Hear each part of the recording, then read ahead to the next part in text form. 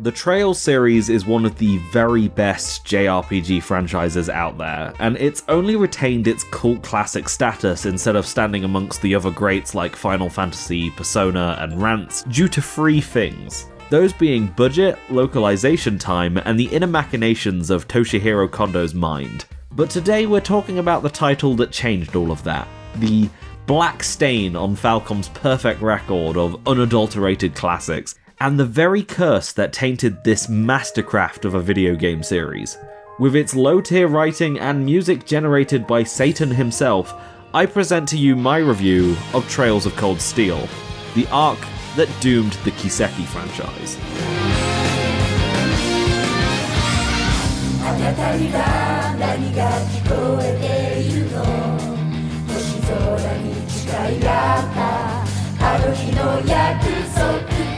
Now, I'll get this out of the way first, since it's very clearly the Erebonian railway gun in the room, but if you're a seasoned skoomer like me, that's a sky boomer for the children at home watching this, this footage alone should make you immediately aware that from just a visual and presentational standpoint, the Cold Steel games have seen a radical shift in both graphics and art style compared to the previous games in the series.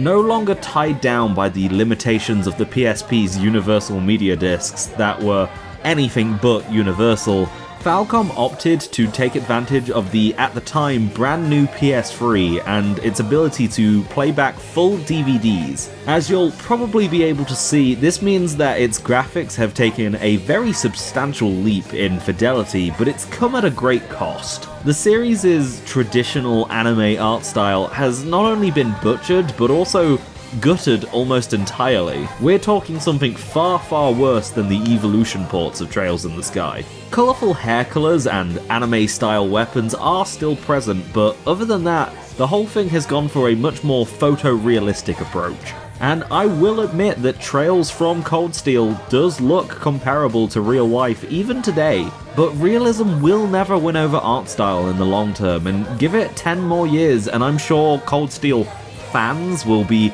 wishing that it looked a lot more like the screenshots from early development.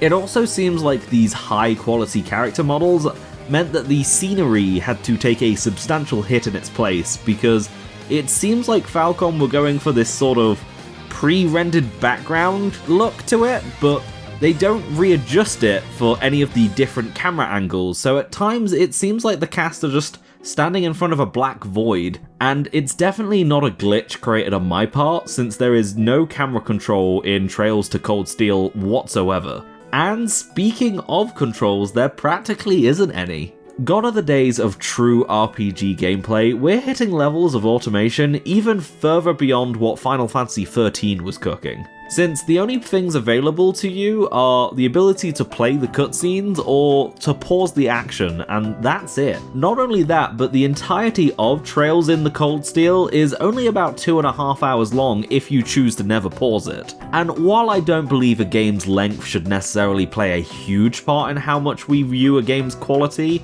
I do have my limits. Later releases, like Cold Steel no Kiseki for PC, did add the option for a fast-forward feature, if God forbid you want to make it even shorter than it already is. You even get the ability to rewind like those Nintendo emulator things, which would be pretty cool if it didn't feel like I was watching a stage play. So yeah, you might be a little bit confused right now, or just a little bit concerned for my sanity, wondering what the hell you're watching. Or maybe this little stage play is nothing new to you, and you're just sitting here stone-faced at my unfunny jokes. Well, worry not, the facade of April 1st is gone now, and it's time to confess that this is not a review of Trails of Cold Steel the game, but one of Trails of Cold Steel the 3D musical.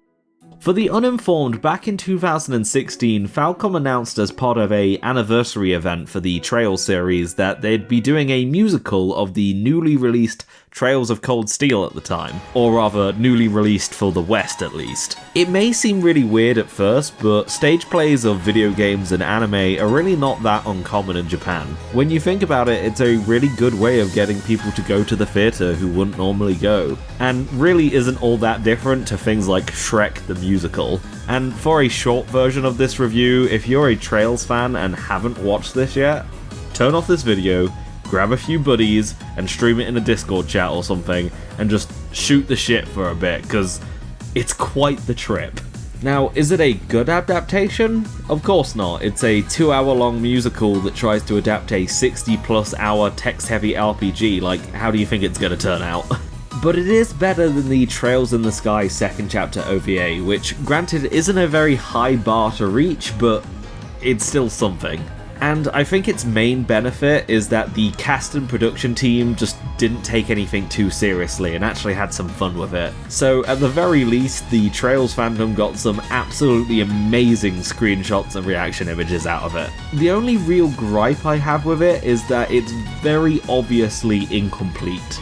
Which is understandable, as shrinking down something as long as Trails of Cold Steel and fitting it into a stage play is going to require a lot of cuts, and they do a lot of rearranging of scenes to really help condense all the events into a smaller time frame, and it does work for the most part. Class 7 don't split up for field studies and only go to the locations that Reen goes to, and places like Keldic are cut entirely, with Bereahard being the first field study that they go on. So a lot of the moments like Reen and Elisa making up happen a lot quicker, meaning that she isn't holding a grudge against him for an unnaturally long time, which is honestly a bit of a plus. The problem lies with the fact that the production ends almost immediately after the giant skeleton dragon and Heimdall, with the big cliffhanger being that the Imperial Liberation Front have taken over the railway cannons at Gorelia Fortress, which normally marks around the 50-60% point of the game.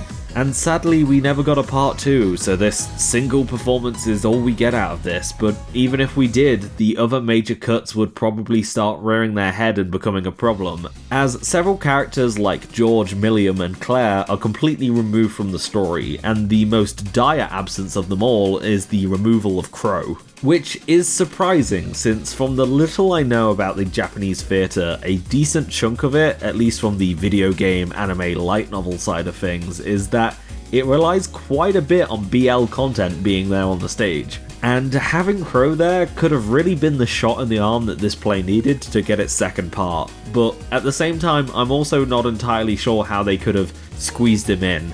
With how much they had to skim over already, I really just don't see anywhere he could fit. I mean, the entire Nord Highlands chapter is basically reduced to just the Reen and Elisa stargazing scene. They were already hacking away everything they could. So yeah, the musical's main problem lies within the medium they were adapting and what they were adapting it into, but it's done incredibly well despite that. The acting itself is very much a mixed bag. It's very clear who was brought onto the cast to be an actor and who was brought in to be a singer. And during those moments where someone has to do something outside of their wheelhouse is very clear, especially with the singing. They do sound pretty decent when singing as an ensemble at the very least. And they even got a Japanese opera vet to play Vita just so she could do a cover of Holy Saint, Holy Spirit that sounds really good. As for the more weaker actors in the production, I don't think it really mattered all that much. The energy of a stage production is always a chiller, laxer one, simply by virtue of it being impossible for everyone to be perfect all of the time. So even though this is a officially recorded performance, they have fun with it, knowing that they'll likely go wrong or off script in a few places. This means that many of the actors who are a little bit better are able to pick up the slack for the others, something that both Eustace and Fee's actors do incredibly well, with Eustace ending up with a lot more lines than some of the other characters because of it, and Fee just being a trolly little shit throughout most of it. Hey Sylpheed, what's your favourite indie game? But yeah, you're definitely very likely to get a lot of enjoyment out of this if you're a Cold Steel fan. Hell, I'd probably wager that even if you're not a Trails fan, you might be able to get some enjoyment out of this, but it's definitely more of a thing for fans than it is for newcomers. As I said before, it's really good for a casual group watch, and I think that's all it really should be. One thing it does adapt really well, or rather is much better than the original game in doing, is the duel that takes place between Laura and Fee. The action scenes throughout the Cold Steel musical are actually pretty well done. I mean, you're definitely still limited by being on the stage and not being able to control camera cuts and stuff, But they do a decent job with the choreography, even when fighting big 3D dragons on the screen in the background. And this is most certainly better than whatever the hell this was. That's all about I really have to say about the Cold Steel musical though. There's not really an awful lot that I can say that you can't either work out by looking at the footage or me just directly showing you moments and going, haha, isn't that funny? And this is just meant to be an April Fool's Day video after all, so I don't want to go into a huge analytical discussion about all of it. It's just for fun. However, because this is meant to be an April Fool's Day video, I am just gonna probably have a bunch of muted footage right at the end, just so the timestamp looks a little bit longer and actually looks like a slandering review of the Cold Steel series. So do excuse that. Hell, if you want, if you've watched this far, you could leave this video running just to get my watch percentage up a little bit higher and make the YouTube algorithm treat me a bit nicer. You don't have to by any means, but I don't think this video is going to do particularly well with Daddy YouTube at all. So with that, thank you for watching.